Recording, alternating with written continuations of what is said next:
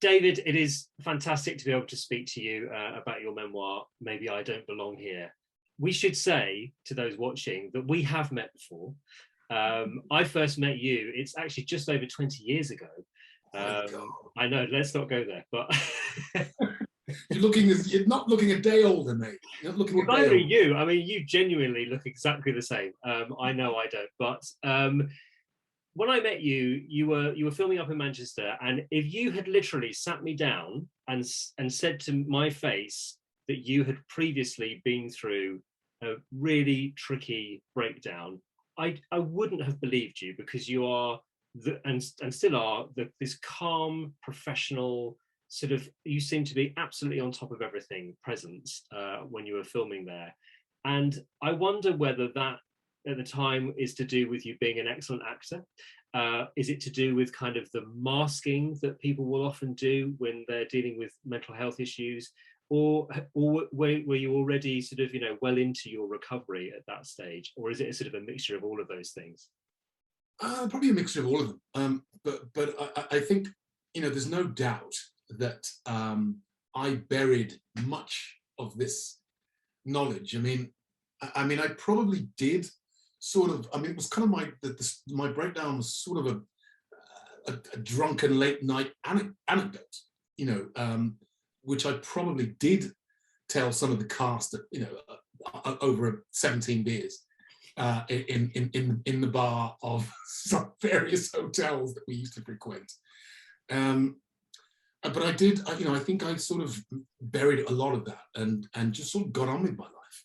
And it was only sort of, World Mental Health Day 2017 that, on the advice of a friend who knew, much of the same story, to just tweet a word of support, to all those who might be struggling. And she didn't know what I was going to tweet. And I was about to board a plane. I just went, bing, bing, bing, bing, bing. It was, as someone who's had a breakdown and has been sectioned, I'm here to tell you, there's no point. I'm here to tell you, there's no point in struggling. Get some help if you can. I haven't done too bad since. Get some help if you can, and take care of yourself. Turned the phone off, went through security, flew to Vancouver, got off the plane, and was shocked, I have to say, and quite frightened. I'm quite frightened because I've told friends, I hadn't quite understood that Twitter was such a public forum, and immediately it was wildfire. And I turned the phone on, and there were 40,000 retweets, which was my most popular sort of tweet at the time. From all engagements from all over the world, people all supportive, and all from people saying, I'd had something similar, and thank you for speaking out, and it was extraordinary because on my timeline there was like a little self-help group, sort of everybody interacting with everybody else, and people kind of giving everybody else advice, and it was really something really rather special. But then the BBC got in touch, and ITV wanted to do interviews, and I did a couple of interviews, and that led to a Guardian article that I wrote, and a friend of mine read it. A friend of mine who was with me at the time of my breakdown read the article that I wrote and was heard to comment, "That's not how I remember it."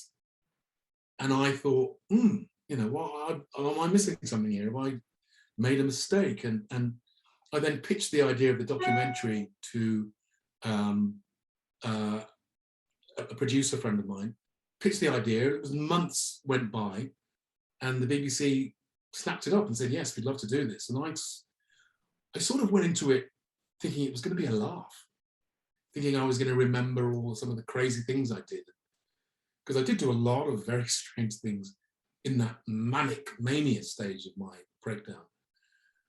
But what really scared me was realizing how ill I was. And as you see in the documentary, the day I go back to the hospital with my friends, I was really terrified, because I suddenly remembered just what a catastrophic breakdown it was. And for the rest of the filming, I was just terrified of what else I would find.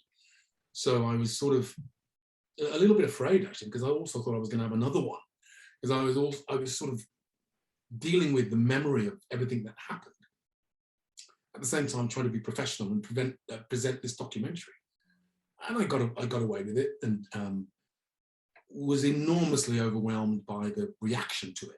I didn't watch it when it went out. I was actually really afraid of it. And I was sitting there thinking, the night it went out, I was thinking, what have I done? What have I done?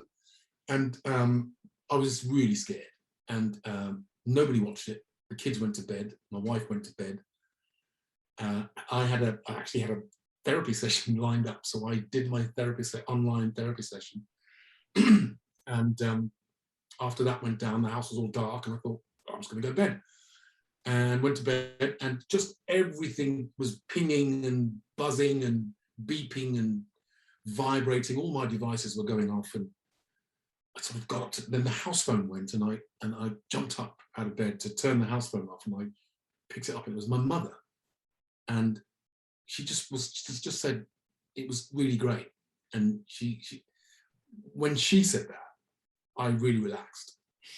She said, David, that was great. And she said, it was really interesting to find stuff out, and I really enjoyed the program. I thought it was really informative.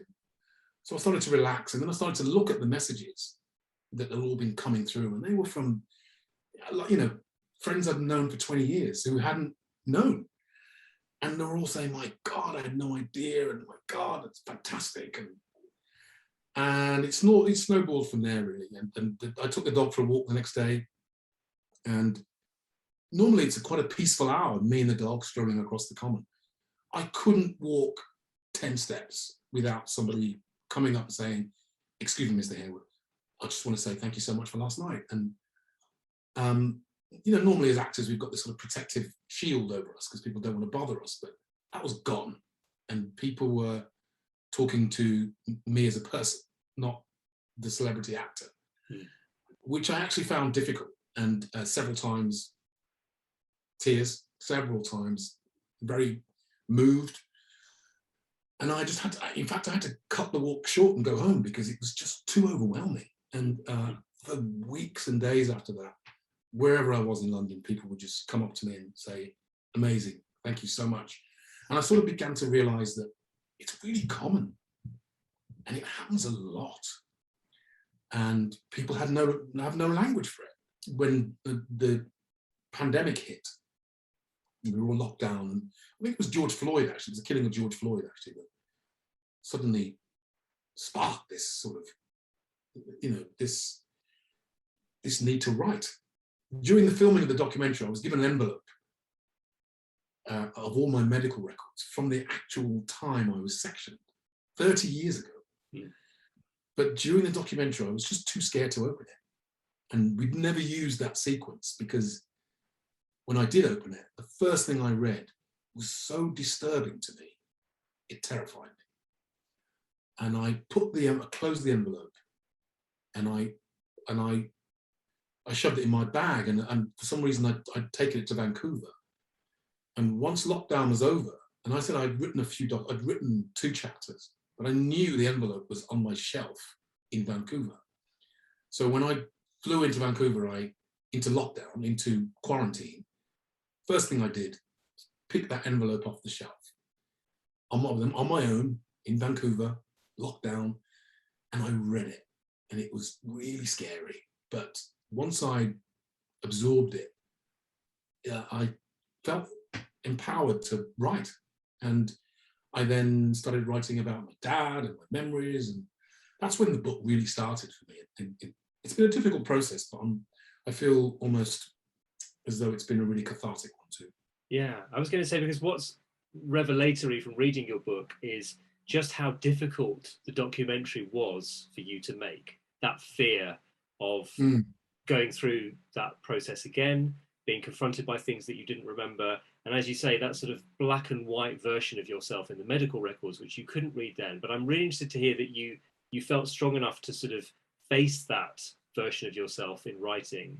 And what do you think had happened in the intervening period that meant that it was possible even to write this book, and I presume hopefully slightly easier than to make that documentary. Oh yeah, I mean, like I said, I actually naively went into the documentary thinking it was going to be fun, but it ended up being a really scary experience. But I was sort of strengthened by some of the kids I met in the documentary. They were so amazing. Young kids, 22, 23, who had all just had a psychotic breakdown, but yet were in recovery, still taking medication, but they were able to sort of be kids and laugh and share and sort of explain what was happening to them, whether they were doing artwork, writing stories, how they were using art and creativity to sort of help them through the process. It really gave me strength and was really inspirational.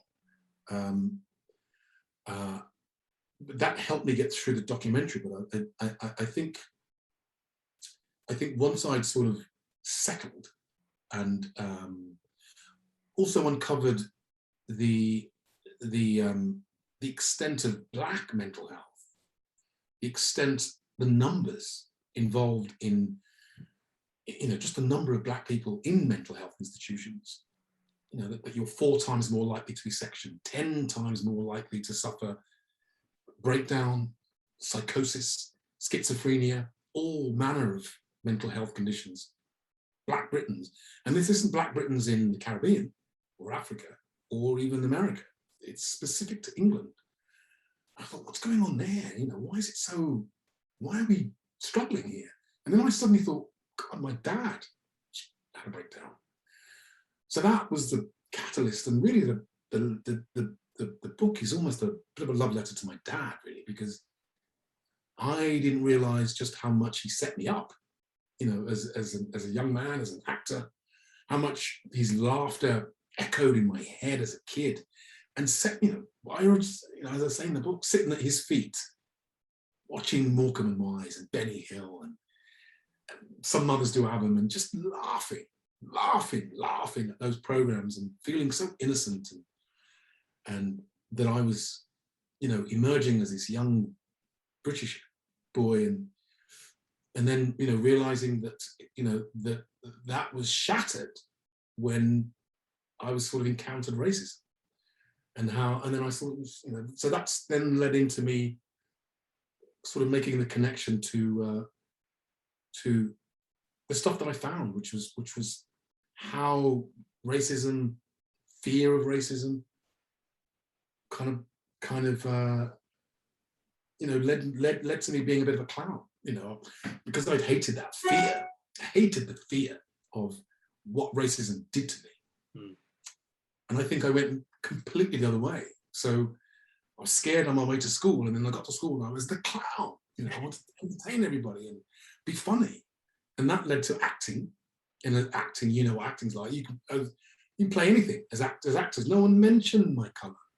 So I was in this protected bubble at RADA where I could do anything, be anybody. And then I came out and the real world went, you're Black. And it just spun me out. Race is really important in the book. And I suppose there are sort of 2 ways to look at it. One is your very personal experience. And you talk about how that first encounter as a child with someone being racist to you created this kind of tiny crack, and that got sort of widened as time went on. And you talk about your assimilated self, your sort of English self, and then your Black self, and the sort of those 2 parts of yourself. It's between those 2 halves that you kind of lost yourself. Yeah. Is that an accurate sort of representation of what you're talking about? You've got it, absolutely. I mean, that's exactly what happened. And I because I sort of, at the moment that fissure started, that crack happened. It wasn't that I was afraid of that moment. It was just, I just didn't understand what he was saying. And, get out of my country, you little black bastard. And it just went on. I was like, what do you mean? I belong here. What do you mean? Maybe I don't belong here. And that's when I was like, oh, hang on a minute. So I sort of suddenly realized that maybe his country meant a white country, that I was somehow other. I didn't belong. I was different. I was black. But that sort of black consciousness still hadn't really developed. I had no reference point. It wasn't like as I said, I think my parents, we were the only black family on the street. As I said, my parents' viewing habits were very much all English programs, so and there were hardly any black faces on television. There was Rudolph Walker, Love Thy Neighbor. There was Kenny Lynch, who used to be on The Comedians, and Lenny appeared Lenny Henry appeared in my teenage years, but I had no reference point to sort of develop this black identity. So it sort of sat there dormant, really. And I continued to assimilate and not really acknowledged this other part of me. I was just assimilating. Most of my best friend was an Italian. Most of my mates were Irish. So I was just one of the boys. I thought I didn't think it mattered. But I think that, again, once I came out of drama school, I very quickly had to develop this other sense, this other identity, this black identity, because not only were the white space, not only was I being dismissed by critics and being asked ridiculous questions like, so you're playing Romeo, what's it like being black and playing Romeo? Do you think it's right that you should be black and play Romeo? And I just hadn't even thought about those questions. At the same time, I had, big black people saying to me, you've got too many white friends. You shouldn't be going out with that person, you should be going out with... So I was so confused. I was just confused. And that's me falling into that space in between these two consciousnesses. And I think it was only when I came out of my breakdown that I was much more able to... I describe it in the book as it shook the bullshit from me. And I sort of just had to just go, okay, I can see the world now as it is. And I was much more comfortable in sort of relying on my own sense of England. And I did develop a much more robust black identity that where I didn't feel lost, I didn't feel othered. I was working a lot more in black theatre, with a lot of young talented black actors, and they were able to teach me a bit more about just being yourself. I was looking at these guys, they were all so confident, talented, and they didn't have the hang-ups that I had. Even I spoke well, I came out of RADA speaking well, and I think in those early days, because I spoke well, black people were a little bit suspicious of me because I was, the coconut. I wasn't talking like, I wasn't the street guy. I wasn't, I was this kind of clipped English, RADA trained person, and I definitely felt a little bit as though black people were like, who's this?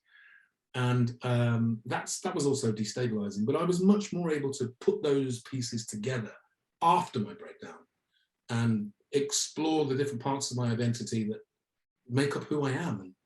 And I was just much more easy with that. And that's what I've taken on into my life, as it were.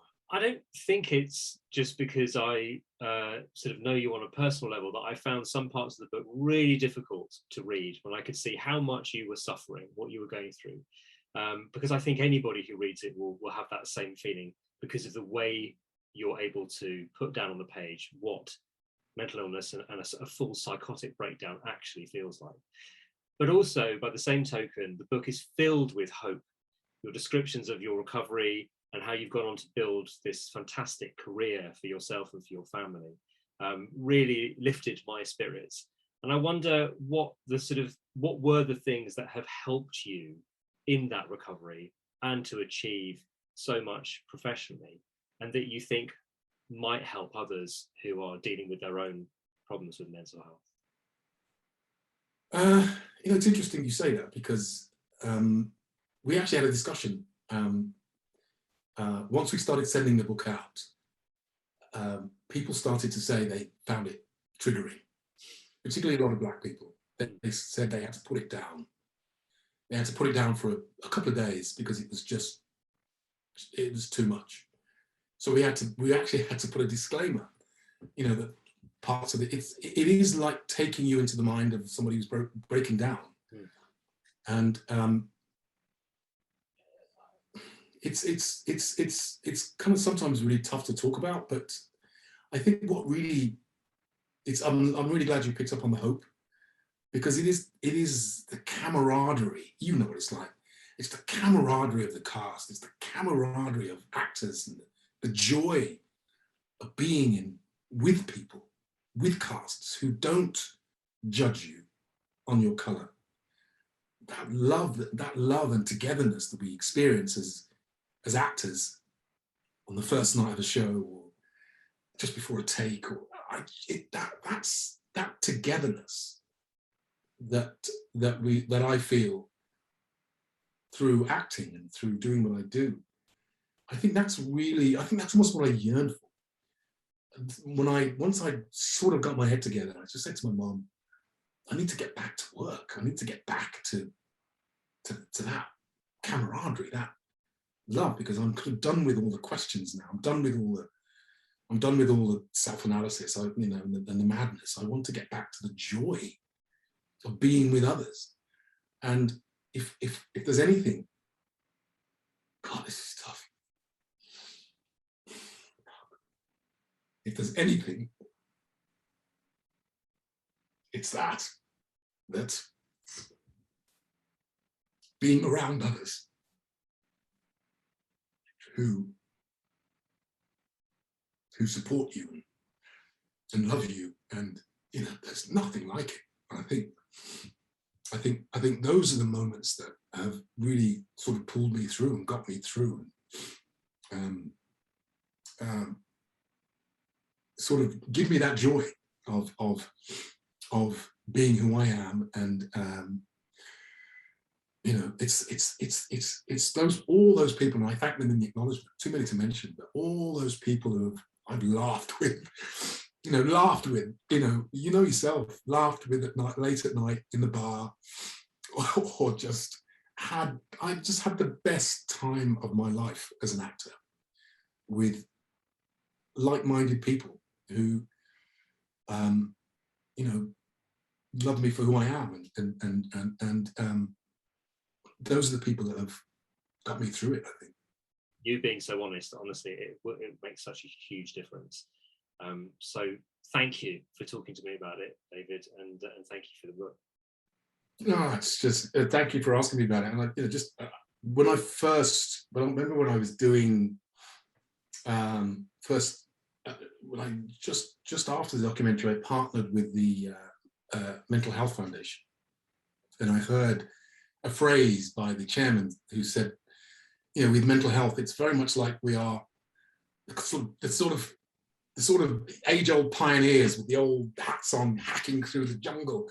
We're sort of making a path, because talking about mental health isn't easy. Trying to get people to understand that it's not this big scary thing again isn't easy. But you just notice, in the Olympics, you've got great sportsmen at the top of their game now saying, I need to take a break from my mental health. Adam Peaty, Ben Stokes, Simone Biles, Naomi Osaka, top of their game, now mentioning mental health. And that's just wonderful. And yes, the doomsayers will talk about bottling it and talk about not being able to handle the pressure. But the fact that they're saying it is tremendous. And I think will encourage others to understand that even if you're at the top of your game, you still have to be aware of your mental health. And I think that's a really, really good message. And I think that the more, as you say, this book is difficult, but I'm really pleased you picked up on the hope side of it, because I'm hoping that this gives people the confidence to say, yeah, I did have a bit of a bit of a breakdown when I was a kid, but you know what? I'm fine. And I took time out, maybe spoke to a therapist, maybe spoke to a doctor, but actually now I'm good. And, I just want people to know that every now and again, you might feel a little bit like you need a bit of help, or you might need a bit of time out. And that's absolutely fine.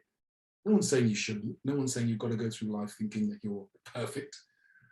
It's important that if you do feel that you need a bit of help, that you find help. You can access help, and plenty of resources online now. That's hopefully what I'm trying to do is encourage people to reach for help if they need it, and also to, unlike I did, if you feel you're spinning out, go and find help rather than looking for the answers at the bottom of a bottle of whiskey, in a bag of weed. It's important that you're brave enough to go and seek the right help when you're in trouble. And hopefully this book is a kind of wake-up call for all those who are struggling to do just that.